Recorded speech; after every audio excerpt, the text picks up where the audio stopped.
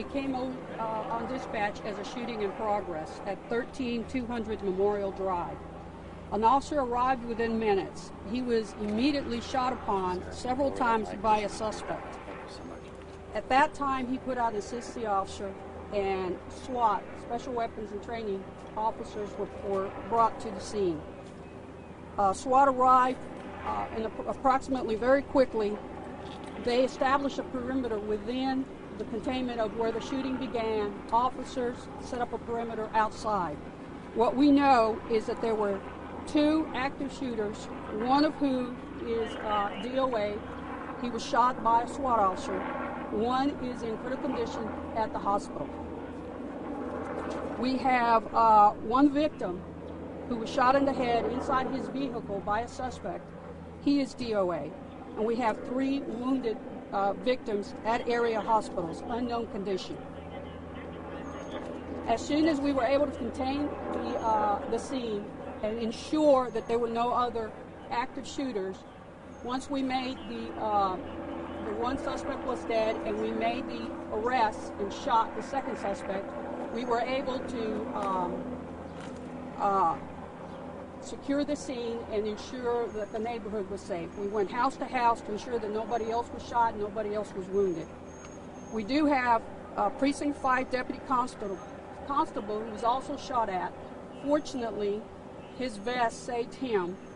He was transported to a hospital, but he's been released. We have another deputy who was shot in the hand, and he has also been released. And what I also know is that helicopter was here. They were helping the officers at the scene secure the perimeters. They were also shot at and sustained 5 bullets. So the suspects had high powered weapons, AR-15s, that they were using, that they were able to actually shoot at a helicopter. So in total, we have 8 shooting victims, 2 constables, 2 suspects, 4 citizens. We have 2 who are dead, 1 suspect and 1 citizen. And that is all I have at this time, unless you have questions. What is the motive? A lot of people are wondering why this happened. We do not have a motive at this time. This is still ongoing, and we're trying to ascertain what happened. Have you identified either of the suspects? We're in the process of identifying the suspects. What can you tell us about the suspects? They were both male, either white males or Hispanic males. We're not certain at this time. You know what started this at all? Was it anything about how it started in the first place? No, we do not know what started this, but what we do know is that they were shooting randomly, not only just at whoever happens to come upon the scene. Where was the person killed specifically? I don't have the correct location, but it's by the gas station where the actual shooting took place. Can you tell us about the gas station? Well, it's actually a gas station, tire station. Set on fire. What's the deal with that? That is going to be across the street. What we think may have happened is, as the shooting was progressing, they might have hit one of the gas pumps, and that's what started the fire. But again, this is preliminary information. Any idea where physically the victims were shot? We know the one who died was shot. No, not at this time. The conditions of those that were shot, are they still? We do not know that at this time. Do you know if they lived in the area, these shooters, or no? I do not know. If they drove to the area and just got out of the car. Can you tell us anything about what witnesses are saying in the very beginning? It's still an ongoing, active scene.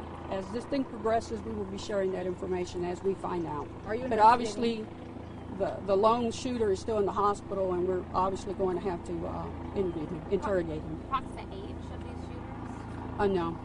Are you investigating the possibility of terrorism? Well, everything is open at this time. Until we know more information, we're not going to be able to know exactly what happened. You mentioned that they shot at the actual HPD chopper multiple times. At any point, was the crew up in the chopper in any danger? Was the chopper in any danger? Well, they're trained to actually, evade the shots, so they were able to do that successfully. I'm very proud of everybody who's here. We had DPS with us. We also had Precinct 5. We had multiple agencies, and everybody did their part. So this was a contained scene as best as possible as we could get it while the shooting was occurring, and the officers did an outstanding job to protect the community. So I was very, very, very proud with all of them. Can you speak to how complicated this is as law enforcement responds into a situation like this where you have multiple suspects shooting indiscriminately in different places? Well, you know, when all police officers have a very dangerous job, and when this came out as a shooting in progress, obviously we understand that it's a dangerous scenario. But these officers, the training kicked in. They did what they had to do. They took care of one another, and they contained the scene as best as possible. So I think they did a fantastic job in trying to find out who is the suspect and who are the victims. We heard that one of the fire stations in the area called for assistance. Can you tell me anything about that?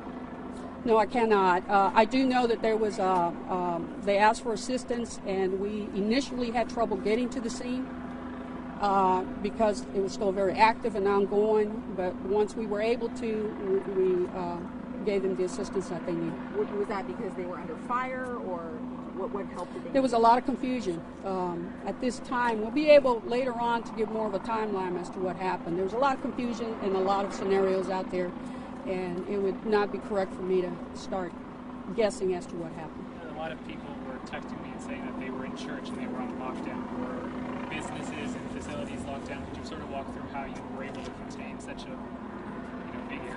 Well, as soon as SWAT gets in, they take care of the perimeter. The officers then lock down the neighborhood and make sure everybody stays in. Also, we use social media to send out to all the individuals, telling them to stay inside. And then also we use the media to tell people if they're in the vicinity, don't come out until we can contain the scene. What would you tell people who live in this community, surprised, shocked by what happened? This is not an area who sees anything like this, hardly ever. What would you tell them about their community now and how they should act moving forward? I know a lot of people were concerned. Well, these kind of things can happen in any neighborhood. It doesn't really matter, you know, where you live. These type of incidents can happen. But the police was here. They responded very, very quickly at their own peril. You know, by the grace of God, none of them were injured seriously. But we were here and we were able to do what we do. Can you talk to me a little bit more about the weapons and the kind of ammunition that you found? You said there were ARs. Did they have a lot of ammunition with them as well? We know they had ammunition. How much they had, I'm not positive at this time. Can you just talk to us about... Puedo hablar con ustedes después. Can you just talk to me about the emotional aspect? I mean, and this is obviously very, not only for this neighborhood, but for you as a department as well. Two deputies shot, and of course your own concern for safety. Can you talk to us about what that's like as a team? I think it takes home the message that we have to ensure that our people are trained and that they have good communications and that they know what to do in these type of situations. But obviously they did everything that they've been trained to do, and they did it very well. I was very happy with how this scene evolved. And when you get that call, what does that do to you? I mean, I can see your I was very nervous for my officers. I was very nervous for the community.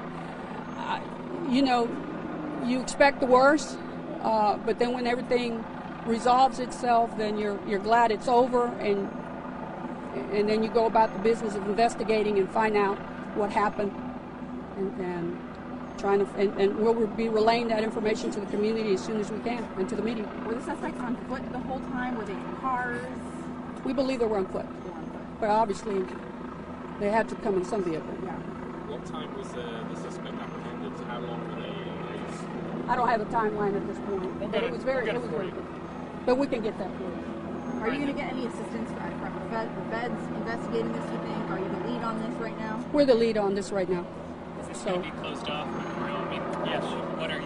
What should people avoid for the next hours? We are going to be closing off what street? Memorial, but we're going to try to open them up as quickly as possible. We already have the witnesses. Obviously, there's going to be some areas where we have evidence that we're going to have to contain, but we'll be opening up the streets as soon as possible. Is there anything you need from the public, somebody who might be watching this? Is there any information that will help you guys with your investigation? There's a lot of police out here. If you saw something, please walk up to an officer and let them know. We think we've gotten as many witnesses that has come forward, but if there's somebody out there that saw something and perhaps, went into their homes to be safe, let us know. We need whatever information is out there. You're looking for people who might know either of these suspects or know what was going through their minds? Well, until we identify them, then more information will come out at that time.